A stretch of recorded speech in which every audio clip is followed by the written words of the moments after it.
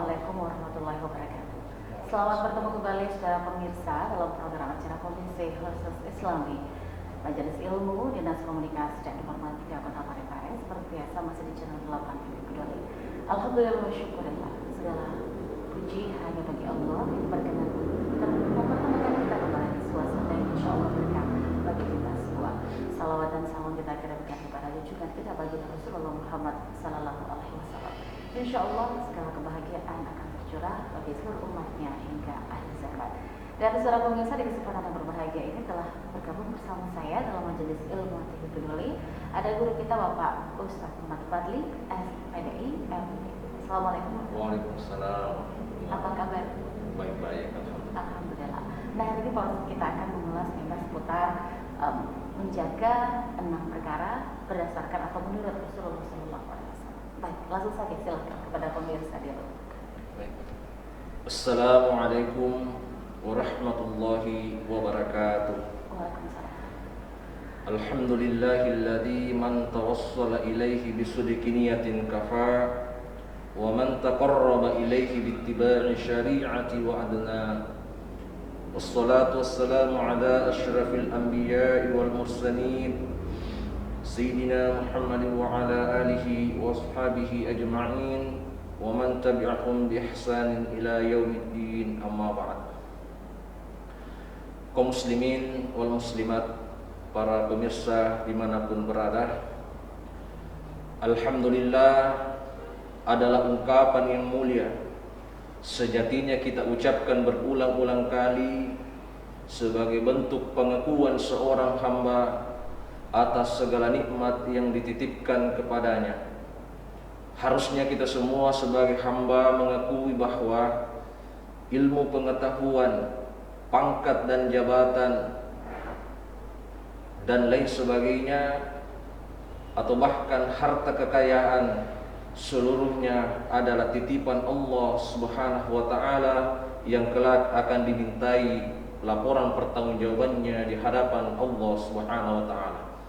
Dalam Al-Quran surah Al-Qiyamah ayat 36, Allah tegaskan ayahsabul insanu ayyutraka sudah, yang artinya apakah manusia mengira ia hidup dibiarkan begitu saja tanpa pertanggungjawaban kepada Allah Subhanahu wa taala. Salawat dan salam tak lupa kita kirimkan ke pangkuan baginda Nabi besar Muhammad sallallahu alaihi wasallam.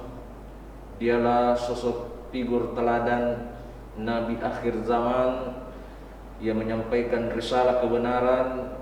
Kelak di kemudian hari, siapa yang mengikuti Rasulullah SAW, tentunya dia akan mendapatkan pertolongan dari Allah Subhanahu wa taala.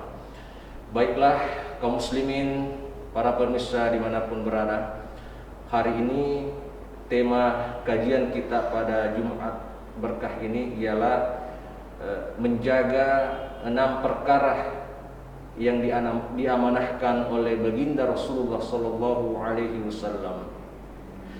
Namun sebelum saya lebih jauh dan lebih ringkas untuk menyampaikan kajian tentang amanah dari Rasulullah sallallahu alaihi wasallam yang harus dijaga kepada umatnya, tentu saya ingin menyampaikan salah satu riwayat dari Rasulullah sallallahu alaihi wasallam yang erat kaitannya dengan kajian kita pada hari ini. Tentu ketika kita membuka hadis Rasulullah sallallahu alaihi wasallam, Nabi bersabda, "Ja'a rajulun ila Nabi sallallahu alaihi wasallam," telah datang seseorang kepada Nabi sallallahu alaihi wasallam lalu berkata, "Ya Rasulullah, inna fulanatan," sesungguhnya ada seorang perempuan, "tusalli bil laili wa tasumu bin nahar." Ketika malam ia melaksanakan ibadah salat, lengkap ibadahnya wahai Rasul. "Wa tasumu bin nahar," ketika siang dia berpuasa. Lalu Nabi menjawab, "Hiya ahlul jannah," dia adalah penghuni surga. Lalu sahabat kembali bertanya, "Walakin sayatul huluh," akan tetapi tidak bagus akhlaknya Rasul. Lalu Nabi mengatakan, "Apa yang membuat akhlaknya tidak bagus. Lalu sahabat menjawab, tu'ti jirana bilisaniha, dia melukai tetangganya karena lisannya atau karena ucapannya. Berdasarkan dari sabda Rasulullah SAW ini dapat dipahami bahwa kemuliaan seseorang bukan dilihat dari bentuk fisiknya, bukan dari banyaknya harta yang ia miliki, tingginya pangkat dan jabatan, akan tetapi yang dilihat oleh Allah Subhanahu wa taala berdasarkan sabda Rasulullah sallallahu alaihi wasallam, innallaha la yanzuru ila ajsamikum wala ila aswarikum wala ila amwalikum walakinnallaha yanzuru ila qulubikum wa a'malikum. Yang artinya sesungguhnya Allah tidak memandang dari fisikmu dan tidak melihat dari pakaianmu dan tidak melihat dari banyaknya harta kalian. Walakinnallaha yanzuru ila qulubikum wa a'malikum. Akan tetapi Allah melihat isi hatimu, niatmu dan perbuatanmu. Kaum muslimin, para pemirsa dimanapun berada, pada pertemuan kita kali ini saya ingin menyampaikan satu hadis Rasulullah SAW yang dimana ini juga menjadi tema sentral pada pertemuan kita pada hari ini. Rasulullah SAW bersabda, itmanu li sittan min anfusikum atmana lakumul jannah. Jaminlah aku 6 hal, kata Nabi, niscaya aku jamin kalian surga. Saya ulangi, jaminlah aku 6 hal, maka aku akan menjamin kalian surga. Tentu siapa sih umat Islam yang tidak menginginkan dirinya masuk ke dalam surga? Banyak ayat-ayat di dalam Al-Quran, ketika kita membaca Al-Quran, ia menyerukan tentang surga, baik kenikmatannya, baik golongan-golongan yang termasuk ahli surga.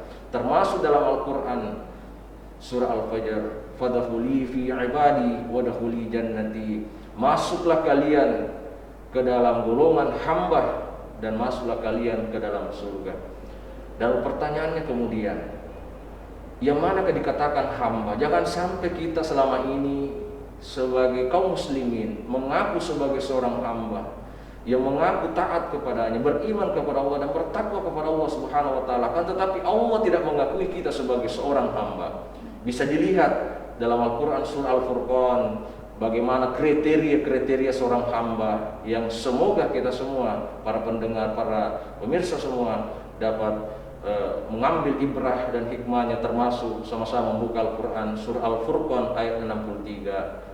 Salah satu ayat dalam Al-Quran surah Al-Furqan menyebutkan, wa ibadur rahmanil ladzina la yamshuna 'alal ardi hauna wa idza khatabahumul jahiluna qalu salama. Ini menarik. Hamba Allah menurut Al-Quran surah Al-Furqan, yang dikatakan hamba Allah salah satunya ketika berjalan di muka bumi ini dia tidak sombong, dia menundukkan pandangannya sekalipun dia orang berada. Wa idza khatabahumul jahiluna qalu salama. Ini berat. Kita buka terjemahannya, ketika dia dihina, ketika dia diejek, ketika dia dicerca, dia membalas dengan kebaikan. Sekiranya susah sekali. Tetapi ada golongan orang-orang seperti ini karena Al-Quran yang menyatakan seperti ini. Baik, yang pertama kata Nabi yang dijamin masuk surga, kata Nabi, usduqu idza haddatstum. Saya kira para pemirsa, golongan pertama yang dijamin masuk surga kata Nabi adalah usduqu idza ahdatstum, adalah ketika berbicara yang jujur. Ketika berucaplah yang benar. Sebagai kaum muslimin, saya kira kejujuran itu adalah kunci dari segala kebaikan. Bahkan kita dilarang untuk menyampaikan hal-hal yang sifatnya tidak jelas. Bahkan berdusta kata Nabi adalah ummul athim, adalah induknya dosa. Ketika Nabi menyampaikan salah satu hadis di depan sahabat, al-muslim man salima bilisanihi wa biyadihi, yang dikatakan muslim sejati adalah orang yang mampu menjaga lidahnya dan perbuatannya. Bahkan di hadis lain dikatakan alaikum bis-sidq Wajib kalian berkata jujur. Fa inna sidqa yahdi ilal birri, maka sesungguhnya jujur itu menunjukkan seseorang kepada kebaikan. Wa innal birra yahdi ilal jannah, dan sesungguhnya kebaikan itu membawa ke dalam surga yang dijanjikan oleh Allah Subhanahu wa taala. Yang pertama dulu adalah usduqu idza hadatstum. Ketika bicara yang jujur. Apabila selama ini kita mengakui diri kita sebagai seorang hamba yang beriman kepada Allah Subhanahu wa taala, yang terlihat oleh sebagian di antara manusia adalah apa yang dilihat secara kasat mata, tapi itu belum tentu benar. Itu yang dinilai oleh Allah Subhanahu wa taala adalah niat fi qulubihim, di dalam hati mereka. Apakah mereka dicap stempel sebagai al-kadzdzab atau as-siddiq? Karena pada hakikatnya Allah Subhanahu wa taala memiliki hak otoritas prerogatif. Apakah hamba ini dicap stempel al-kadzdzab atau as-siddiq? Jangan sampai kita merasa diri kita as-siddiq, orang yang benar, tapi Allah mencap stempel hati kita al-kadzdzab, pembohong atau pendusta. Itulah yang disindir oleh Allah dalam Al-Qur'an surah Al-Baqarah. Wa minan nasi may yaqulu amanna billahi wa bil yaumil akhir wa ma hum bimu'minin. Betapa banyak manusia yang berkata, kami beriman kepada Allah dan hari kiamat, wa ma hum bimu'minin, akan tetapi mereka hakikatnya berdusta di hadapan Allah Subhanahu wa taala. Kemudian kita buka sejarah. Usduqu idza ahdatstum, jujurlah ketika berbicara. Ketika Nabi ditanya oleh malaikat Jibril persoalan hari kiamat, Jibril mendatangi Nabi, "Ya Rasulullah, mata sa'ah, kapan terjadi hari kiamat?" Nabi menjawab, "Ma mas'ulun a'lamu minas sa'il." Kata Nabi, "Wahai Jibril, yang bertanya itu jauh lebih banyak pengetahuannya ketimbang orang yang ditanya." Orang Bugis mengatakan, "Dewi Sengi, saya tidak tahu." Kata Nabi, ini kejujuran ilmiah yang ditampakkan oleh Rasulullah SAW. Kita belajar dari kejujuran ilmiah Rasulullah SAW. Ini yang diamalkan oleh para salafus saleh, termasuk ketika Imam Malik rahimahumullah ditanya oleh muridnya dari 40 soal, tapi Imam Malik hanya menjawab 20 soal. Lalu muridnya menjawab, berkata, "Wahai Imam Malik, mengapa engkau hanya menjawab 20 soal dari pertanyaan 40?" Lalu Imam Malik berkata, "Saya tidak tahu, oleh karena saya sudah tahu." Muridnya bingung, heran. Maksudnya, wahai Imam Malik, saya tidak tahu, oleh karena saya sudah tahu. Lalu Imam Malik menjawab bahwa, "Wahai muridku, ketahuilah, dari 40 pertanyaanmu saya hanya menjawab 20 karena saya benar-benar tidak tahu, dan oleh karena saya tahu betapa besar dosanya orang yang berpura-pura tahu padahal sesungguhnya dia tidak tahu." Sekira ini pembelajaran pertama kita. Usduqu idza hadatstum, bicaralah yang jujur, atau ketika berbicara, ketika dia mengeluarkan statement harus dengan kejujuran. Apalagi kejujuran ini hari ini kita melihat media sosial, kita lebih banyak nongkrong di dunia maya ketimbang di dunia nyata. Tapi hakikatnya banyak berita-berita yang mestinya harus ditapis, harus disaring lebih dahulu. Oleh karena ada pesan dari ulama kita mengatakan, tidak semua yang kita lihat, tidak semua yang kita dengar harus diucapkan. Karena boleh jadi berita yang disampaikan oleh orang lain, apalagi di media sosial, itu belum tentu benar. Maka Allah mengatakan, "In ja'akum fasiqun binaba'in fatabayyanu."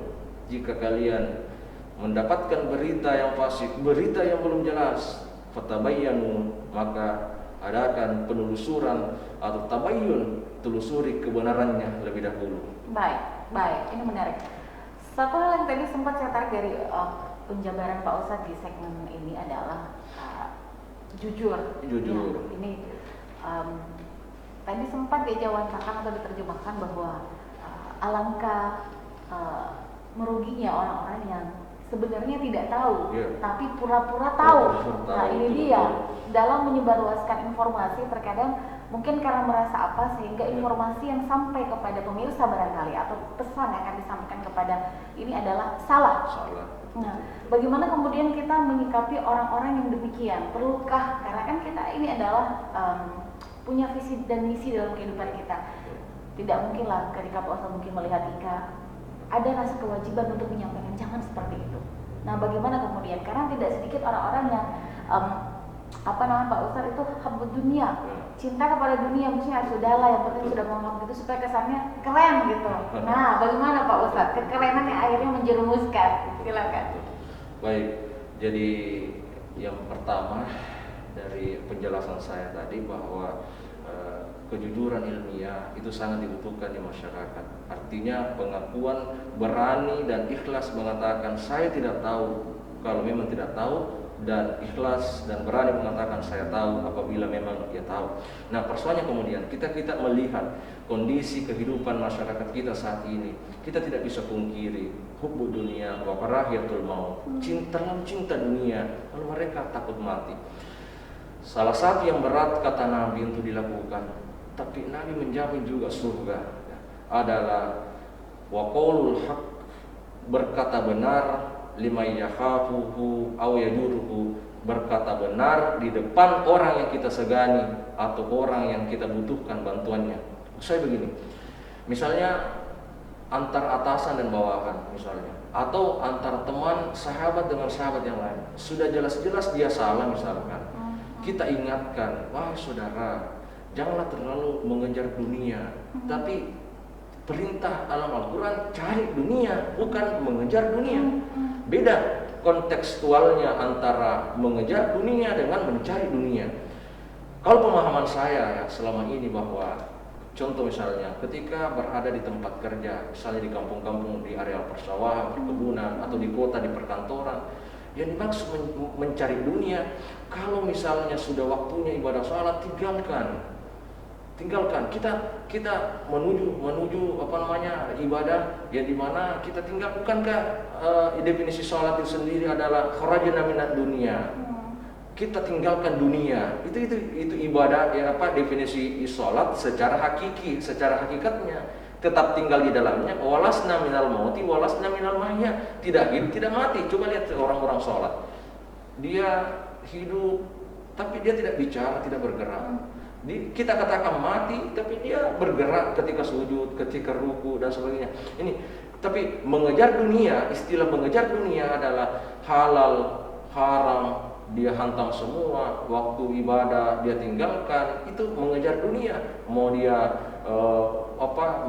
mengorbankan yang lain demi sesuap nasi dan sebagainya, tentu jadi termasuk menghalalkan segala cara. Mencari-cari kekurangan orang lain untuk memuliakan dirinya. Padahal perintah Nabi, wa qaulul haqi, berkata benarlah kepada mereka, lima yakhafu aw yajuruhu, sekalipun orang itu kau segani, kau takuti, sekalipun atasanmu. Makanya ulama mengatakan kulil haqqu walau kana murran. Ini bukan hadis, ini hanya statement ulama. Katakanlah kebenaran sekalipun pahit. Oke, karena sekarang mohon maaf, kita ini meskipun zaman reform kita masih ada di dalam suasana zaman reformasi, istilah KKN ya, korupsi, kolusi dan nepotisme. Dan tadi sempat kalau menyinggung persoalan dalam sebuah institusi, perusahaan atau apakah itu ya, tidak mungkin kemungkinan ada yang menjadi anak emas, ada yang menjadi tangan kanan, sehingga mungkin meskipun kesalahan yang begitu kecil dilakukan oleh si bukan anak emas ini terlalu dibesar-besarkan. Kemudian kesalahan yang fatal, bahkan mencoreng nama institusi, masih dibela-bela semampunya. Bagaimana Pak Ustadz melihat fenomena yang 75 tahun kemerdekaan tanah air? Tapi silakan. Jadi begini ya, termasuk dalam instansi ya, ada tentu secara realitas kita tidak bisa pungkir ya, dalam sebuah institusi atau instansi pemerintahan, tentu ketika kita bekerja adalah sekelompok-kelompok teman kita, kolega kita yang tidak senang dengan kita, atau bahkan sikut kanan sikut kiri demi mencapai tujuannya agar dia menggantikan posisi kita lebih dekat dengan atasan, keuntungan sendiri ya. Ini padahal sebenarnya perintah agama, ya ayyuhalladzina amanu wa kunu ma'as-shadiqin, itu yang pertama dulu, wahai orang beriman, berkumpullah kalian dengan orang-orang benar. berkumpul dengan orang-orang benar. Jangan salah memilih pergaulan. Sekalipun itu dalam konteks instansi kita harus persatuannya baik, solidaritasnya, kerjasamanya, tanggung jawabnya bersama. Tetapi ini erat kaitannya dengan kebersihan jiwa ya. Ketika orang menyandang gelar muslim atau muslimat, sering mendengarkan dakwah. Sekarang kan kita lebih mudah untuk mendengarkan dakwah baik di media sosial dan di mana-mana ada majelis taklim, tapi ternyata sebagian di antara kita memiliki kekeroposan iman, ya, kita kerapuhan spiritual. Makanya Nabi mengatakan jadilu imanakum bi kalimati la ilaha illallah. Perbaharuilah iman kalian dengan perbanyak kalimat la ilaha illallah. Tidak ada Tuhan selain Allah. Jangan sampai kita menciptakan Tuhan-Tuhan tandingan. Artinya apa? Kita takut kepada atasan oleh karena kita ini. Tapi pada saat Allah mengatakan ta'muruna bil ma'ruf wa tanhauna 'anil munkar, serukanlah kebaikan, kemudian tinggalkan hal-hal yang munkar, misalnya kita tidak melakukan dalam itu. Tapi ketika kita berbicara tentang antara atasan dan bawahan dan sebagainya, kita rela menjilat misalnya. Ini yang dipantang dalam agama sebenarnya. Makanya Allah mengatakan wa kunu ma'as shadiqin, carilah pergaulan, berkumpullah dengan orang-orang shadiq, orang-orang benar. Iya. Karena cerminan sebenarnya kepribadian seseorang, al-mu'minu mir'atul mu'minin. Orang mukmin itu cerminan kepada siapa ia berteman, kepada dia bergaul.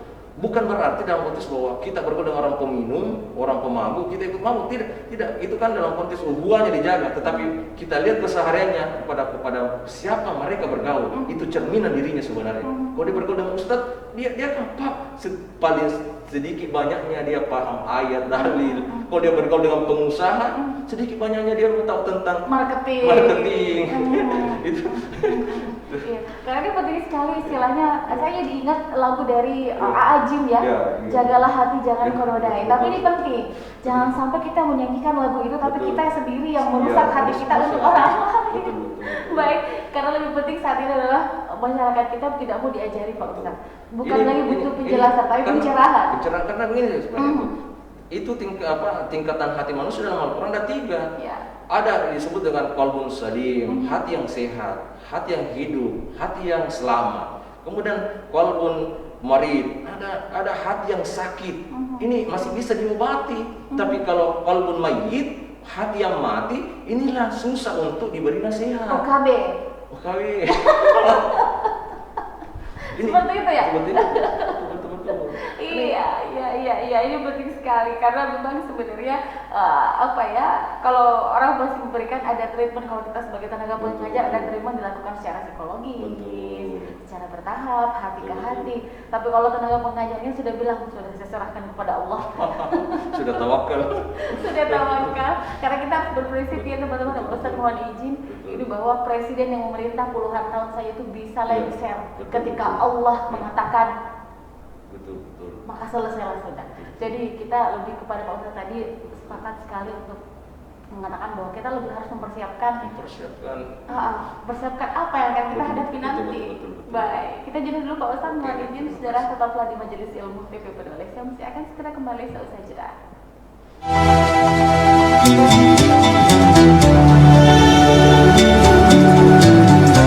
Bismillahirrahmanirrahim. Assalamualaikum warahmatullahi wabarakatuh.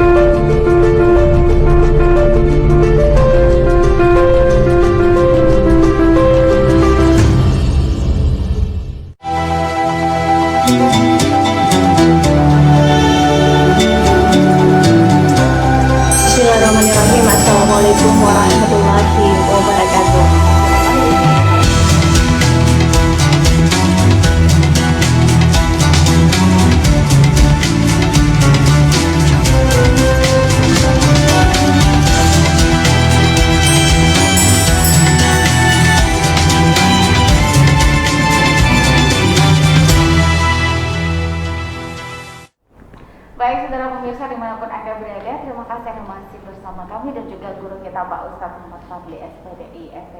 Baik, ini tadi ada beberapa item yang sudah diutarakan Pak Ustadz, salah satunya tidak sombong, kemudian jujur, ada lagi ini yang penting, silakan. Baik, terima kasih para pemirsa yang masih setia mengikuti kajian Islam TV Peduli Parepare.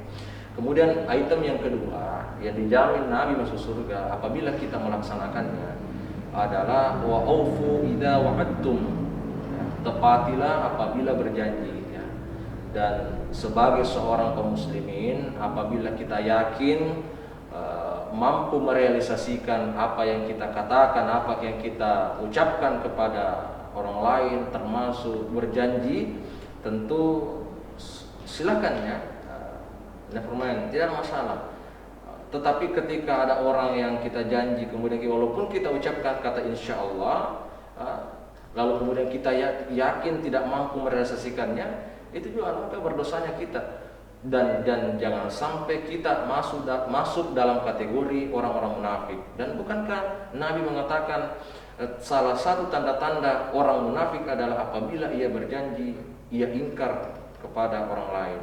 Karena kalau kan dalam kehidupan ini, dalam sistem muamalah, misalkan pinjam meminjam, misalnya kita menyampaikan kepada orang yang kita pinjam uangnya, misalnya saya akan bayar 3 bulan atau 4 bulan kemudian, lalu kemudian ternyata kita langgar hal itu, tapi kalau masih bisa ditolerir tidak ada masalah. Tapi kan ada orang yang bertahun-tahun tidak bayar utangnya, malah dia membeli kebutuhan yang bagaimana ketimbang kewajibannya membayar utangnya. Iya, belum lagi berutang, kredit, pinjam, tapi posting di media sosial kemana-mana. Kemana-mana tuh, postingannya di mana-mana deh. Kemudian bukankah dalam Al-Quran Allah ingatkan kepada kita, ya ayyuhalladzina amanu aufu bil uqud, wahai orang-orang beriman, tepatilah janji kalian. Dan yang lebih menariknya juga ini, para pemirsa, saya harus komentari juga ini, ya. Pada realitas di masyarakat, kan seorang suami setelah akad nikah dia disuruh membaca sigat taklik, janji seorang suami kepada istrinya. Saya ini bin ini berjanji dengan sesungguhnya saya akan memberikan nafkah kepada istri saya lahir batin ini, dan apabila saya meninggalkan istri saya 2 bulan, 3 bulan berturut-turut tanpa nafkah lahir dan batin, maka atau menyakiti badan istri saya, maka jatuh talak 1. Nah, ternyata janji ini menurut data Kementerian Agama itu walau tahun 2010 dia mengatakan bahwa sampai 60% suami di Indonesia ini banyak melanggar janjinya pada saat pembacaan sigat taklik, ya. Ini sigat taklik.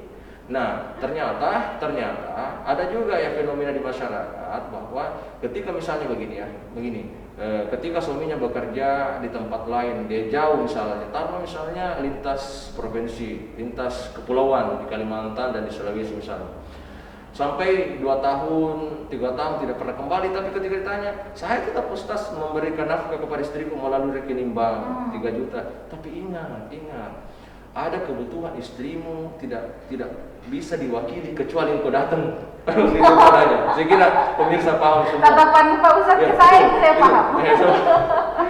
Karena itu yang banyak menimbulkan polemik di tengah-tengah kekeluargaan kita atau khususnya rumah tangga. Kadangkala istri mengatakan saya bukannya munafik, tidak suka uang, saya suka uang, tapi kehadiranmu untuk berada di tengah-tengah keluarga bersama anak ini sangat jauh lebih dibutuhkan. Saya kira ini juga tidak semuanya bisa diwakilkan tidak secara virtual. Semuanya diwakilkan secara betul. Ya. Kemudian sama halnya dengan ini, saya komentari bahwa pelantikan para pejabat-pejabat. Ini wa'aufu idza wa'adtum, tepatilah janjimu. Bukankah para pejabat ketika dilantik, apakah dia eselon 1, eselon atau bahkan kepala dinas atau dia pimpinan daerah misalnya, atau semua pelantikan dia bersumpah atas nama Al-Qur'an.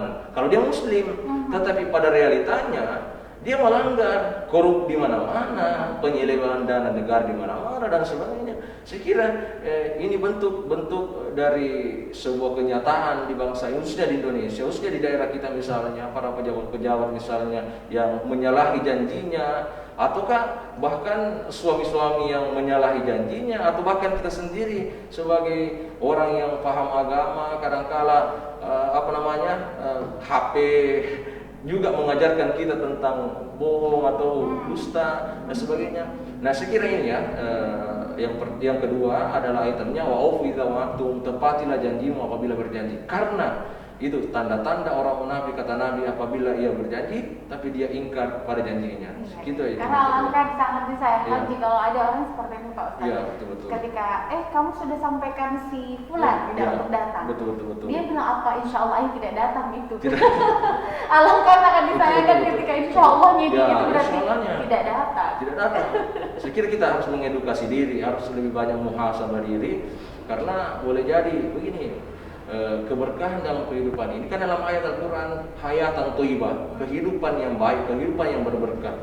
Kita harus banyak mengintrospeksi diri, karena banyak orang yang hartanya melimpah ruah, kediamannya mewah dan sebagainya, kendaraannya luar biasa, tapi dia selalu merasa sempit, sumpek hatinya, karena dia tidak merasakan kebahagiaan yang hakiki.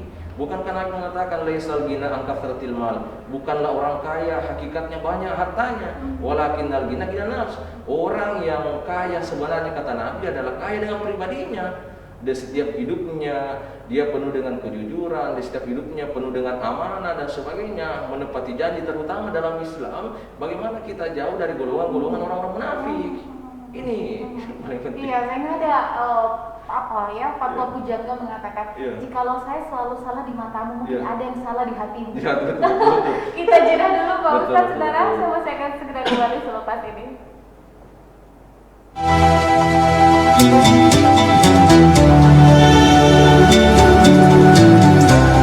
Bismillahirrahmanirrahim. Assalamualaikum warahmatullahi wabarakatuh.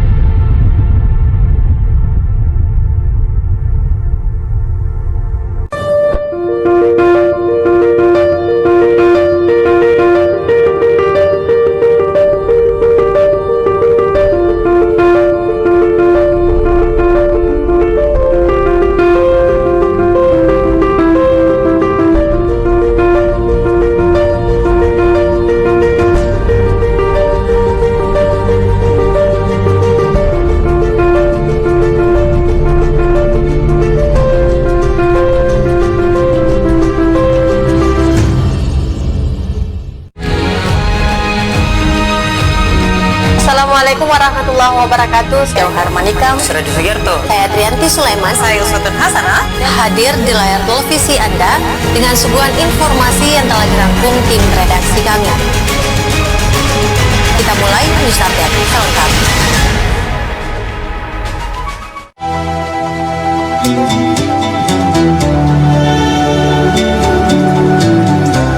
Bismillahirrahmanirrahim. Assalamualaikum warahmatullahi wabarakatuh.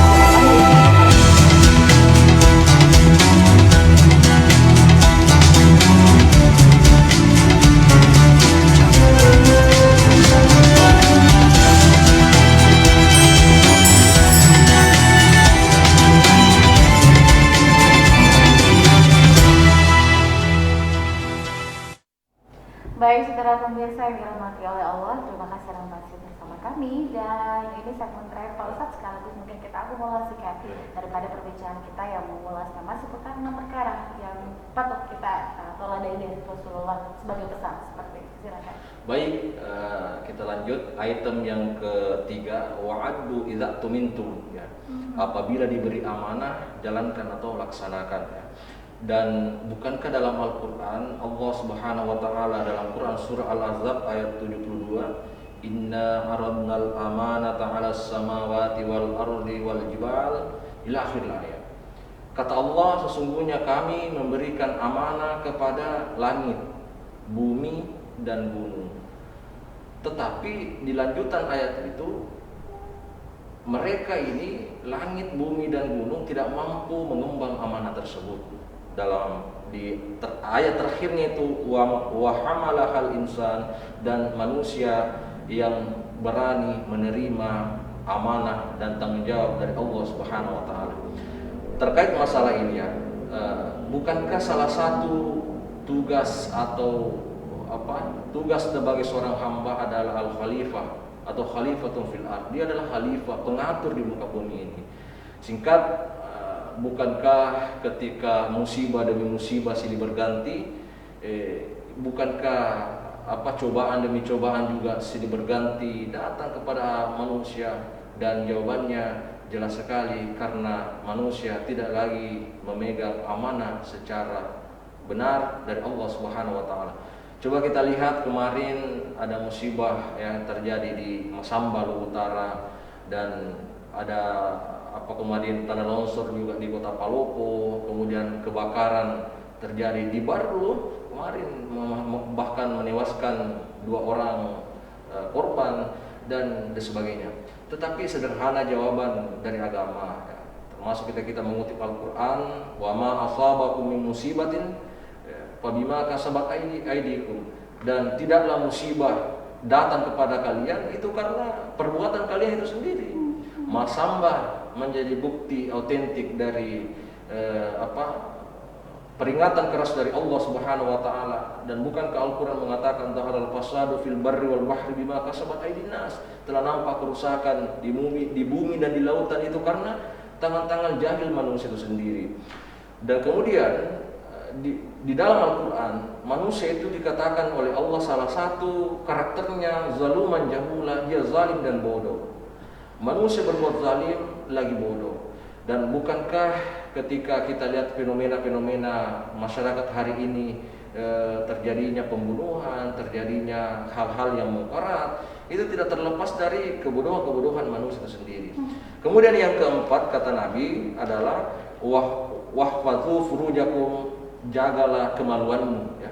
Dan saya kira pandemi Covid-19 ini erat dikaitkan dengan perbuatan manusia itu sendiri, termasuk terang-terangan berzina, terang-terangan berbuat kemaksiatan. Dan salah satu hadis dari Rasulullah SAW, lam yasharil fahisatu fi qaumin qat illa fasha fihi mutta'un hatta yu'inu bihi illa fasha fihi mutta'un. Telah nampak ya, tidaklah yang artinya tidaklah terjadi wabah penyakit di suatu kampung kecuali warga tersebut atau masyarakatnya terang-terangan melakukan hal-hal yang dibenci oleh Allah Subhanahu wa taala, termasuk adalah terang-terangan untuk memperlihatkan atau mempertontonkan kemaksiatan. Dan bukankah ketika Rasulullah SAW mengatakan idza dhahara zina war riba fi qaryatin faqad ahallu bi anfusihim min adzabin alim. Apabila telah nampak riba atau zina di suatu kampung, maka mereka yang melakukan hal itu sungguh telah menghalalkan musibahnya Allah turun di kampung tersebut. Kemudian yang kelima Nabi adalah wawuddu absarakum, adalah tundukkanlah pandanganmu. Saya kira ini bukan hanya orientasi menundukkan pandangan dari lawan jenis atau mengedukasi syahwat, tetapi termasuk adalah fitnah dunia. Karena tidak sedikit di antara kita ini adalah orang-orang yang terlalu materialis, mengejar dunia tapi lupa bekal yang ingin dibawa di kemudian hari. Dan salah satu hadis Nabi yang mengatakan Ciri-ciri orang yang celaka kata Nabi adalah nisyanul dzunubal madiyah, ya. Adalah manusia lupa dosa yang pernah ia lakukan, ya.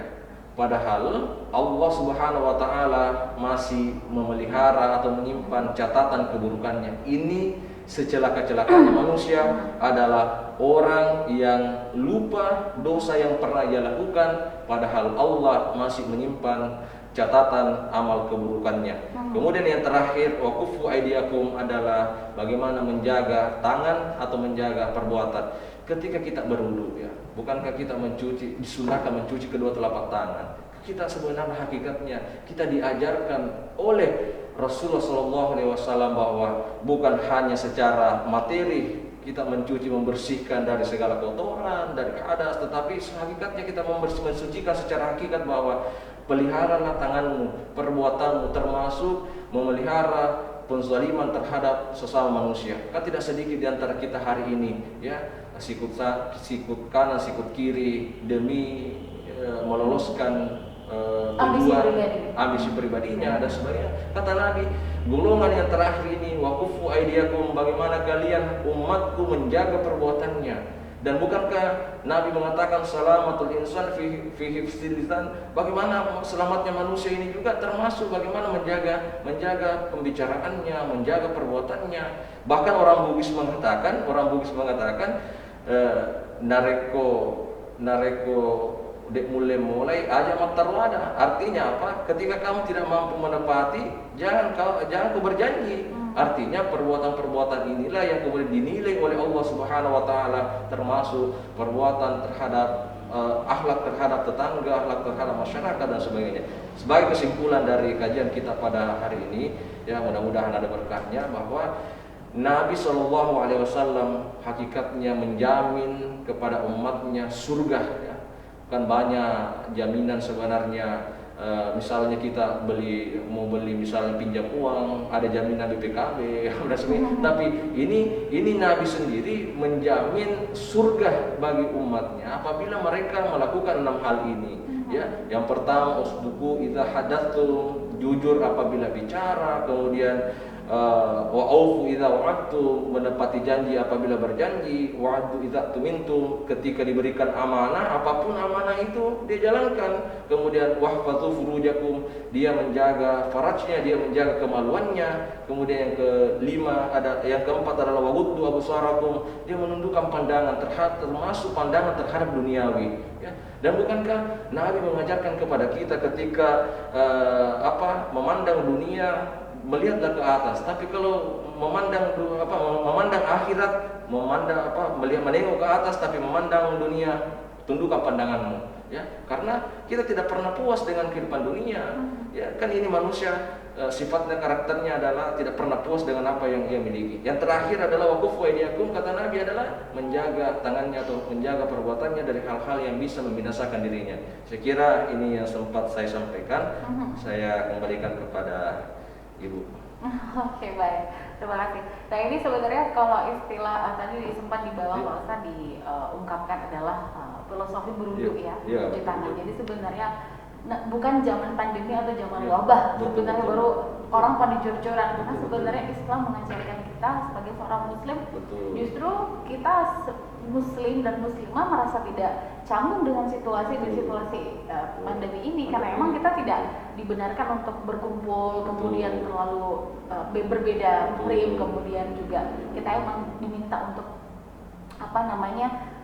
lebih banyak menghabiskan waktu bersama orang-orang yang seharusnya begitu.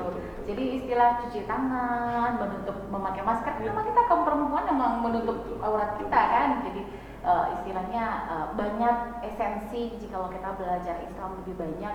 Meskipun saya pribadi Pak Ustadz mohon izin, banyak sekali kekurangan kelemahan sebagai manusia biasa, tapi semoga Tuhan ada juga yang ini maksudnya bisa ditambah lah ibaratnya. Protokol kesehatan bukan hanya cuci tangan, pakai masker, jaga jarak, tetapi ingat doa. Betul. Doa silahul mukminin. Doa itu adalah senjatanya orang-orang mukmin. Dan bukankah ada beberapa doa-doa yang diajarkan Nabi, termasuk doa habis salat misalnya, Allahumma inna nas'aluka as-sihhata wal afiyata wal istiqamah fi jami'il a'mali shalihah. Jangan lupa berdoa. Ini yang banyak, ini yang jarang diungkapkan oleh protokol-protokol Ikhtiar kesehatan. tapi tidak berserah. Tidak berserah. Sama saja. Baik, terima kasih Pak Iya, Ustadz untuk waktunya. sama-sama. Insya Allah ini mencerahkan bagi kita semua. Dan saya pribadi mohon maaf jika ada hal yang tidak berkenan seperti itu.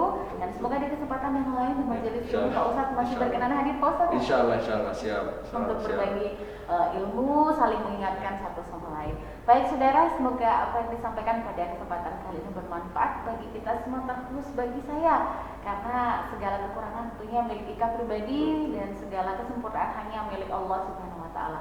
Mohon dimaafkan. Assalamualaikum warahmatullahi wabarakatuh, dan insya Allah kita berjumpa kembali dalam Komisi Islam Majelis Ilmu berikutnya hanya di channel 8 kesayangan Anda, TV Peduli tentunya. Assalamualaikum warahmatullahi wabarakatuh. Waalaikumsalam.